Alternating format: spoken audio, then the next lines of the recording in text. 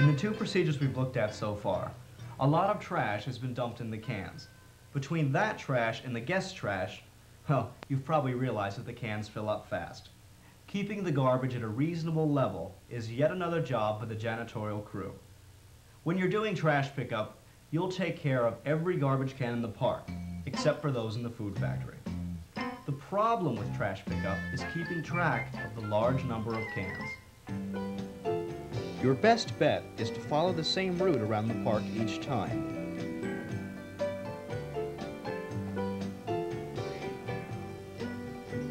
A can that's only half full when you first check it may be overflowing by the time you have a chance to get to it again. Changing the liner is much easier if the can isn't over. Just flip open the top, pull out the loaded liner, and toss it in your handy Trashmobile. On your Trashmobile, you should have a supply of new liners. Pull out one of these, open it up, and stretch it inside the can. For obvious reasons, never leave a can without a liner. The easiest way to get the liner to stay on is to tightly pull it around 3 corners. Then twist the 4th corner and pull that over the rim, thus creating a beautifully snug fit. And one other thing, before you leave a can, for appearance's sake, make sure the liner is tucked up under the rim, well out of the guest's sight. Keep in mind when planning your collection route that there are 2 areas that need especially frequent attention. Any area where food is eaten contains monumental trash potential, so be sure to go around the food factory and into picnic areas at least twice as often as you collect in other areas of the park. Also, make sure cans are kept out of walkways by pushing them against the walls or fences they're near. Another responsibility is the periodic wipe down of the trash cans. The cans do get dirty enough that they will have to be cleaned off from time to time with a sponge and cleaner. Now that we've taken care of emptying and maintaining the cans, what do you do with all that trash? Well, when your cart is pretty full, hustle on up to the lovely compactor yard and toss all that trash into the compactor's receiving chamber. When the receiving chamber is about full, the compactor will have to be run. This is a very powerful piece of machinery, so the utmost care should be taken when operating it. Horseplay is always a safety hazard, but up here it's really stupid. To activate the compactor, first insert the attached key into the start button. Turn and push. The compactor will now automatically compact the load, then retract to the starting position. If any problem should occur, the control box has emergency stop and reverse buttons. For safety's sake, stay with the compactor until it stops, then remove the key. As you might imagine, the compactor yard tends to get pretty darn yucky, so try to keep it as clean as possible. Hosing it down frequently is a good idea, especially in the hot summer months. Incidentally, when you're schlepping your Trashmobile around the park, you should keep an eye on it. The cart is yet another piece of equipment that requires constant surveillance. As a precaution against accidents, your best bet is to keep it in the back area when not in use.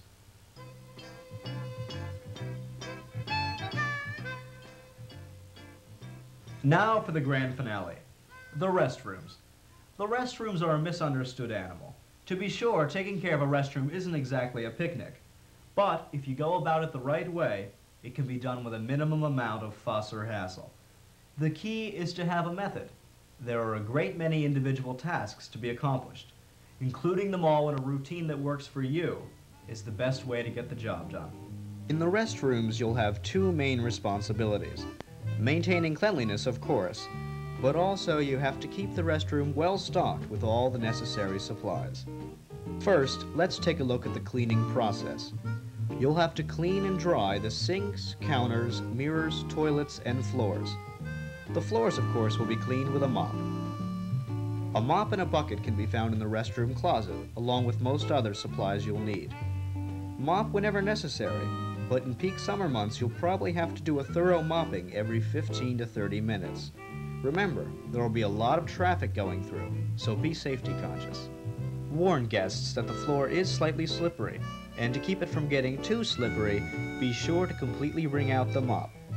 Naturally, rinsing and wringing out the mop is the only way to keep the floor really clean.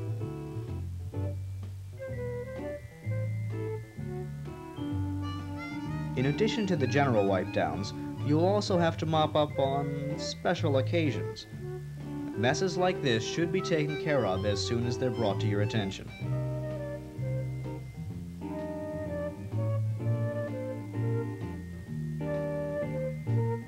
While the floors get mopped, everything else gets wiped down with cleaner. The mirrors are wiped off with glass cleaner using paper towels. The counter below the mirror is polished with stainless steel cleaner, also using paper towels.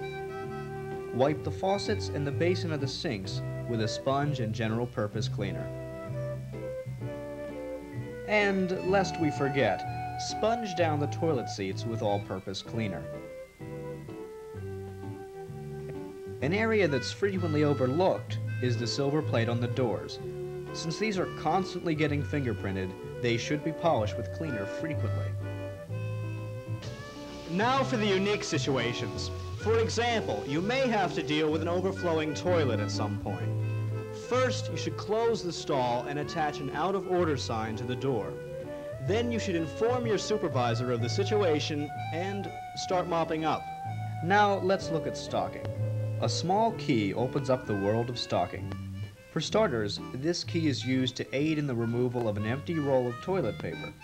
Needless to say, making sure that each stall is always supplied with toilet paper is exceedingly important. One sure way to anger a guest is to put him in the awkward position of being without that critical supply. Your key also unlocks the paper towel dispensers. These also need to be checked and filled regularly. Below each towel dispenser is a trash receptacle, which needs to have its liner replaced when filled. Using your key to unlock the can, tilt it forward and remove the liner. The liners should be tied up and set aside. Once you've got all the liners out, they can be taken up to the compactor. New liners can usually be found in the bottom of the trash can. The new liner is folded around the top of the can. Then the can is tilted back and locked up.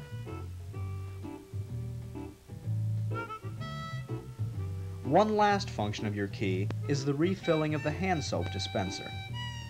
Each dispenser should be filled about halfway. A mixture of 1/2 soap to 1/2 water works best. Make sure when you slide the dispenser back that you lock it up. By the way, it's a good idea to straighten up the closet whenever you go into it. This will make it easier for the next person. Before we leave the restroom, you should be aware of a rare but serious problem: vandalism. If you discover any writing on the stalls, walls, or other surfaces, you should remove it immediately. Whether it's Bobby Loves Kathy or graffiti of any kind, it should be cleaned away as soon as possible. There now. Cleaning restrooms really wasn't all that mysterious and frightening. In fact, all of the janitorial jobs at Sesame Place can go smoothly if you know the best way to do them. Whatever janitorial assignment you have, there are a few things that apply to all of them. First, as we've pointed out, always be careful with your equipment. For appearance's sake, keep it out of sight, and for safety's sake, keep it out of reach. Second, always be willing to help guests when you see the need. Not only is it a polite gesture, but it's greatly appreciated by the guests. And most importantly, for all the janitorial jobs, use good judgment. Don't wait till a situation gets out of hand to give it attention. In each of the 4 areas, thorough and frequent checking keeps things in order. If you wait till the restroom looks like a nuclear warhead hit it, then you've made your job that much harder. It's much easier to take care of any janitorial duty before it reaches disaster proportions. The whole thing boils down to pride. Our pride in the park's appearance. Well, this is Skip Johnson and Lou the Cleaning Madman saying good luck with janitorial and thank you on behalf of Operations Illustrated.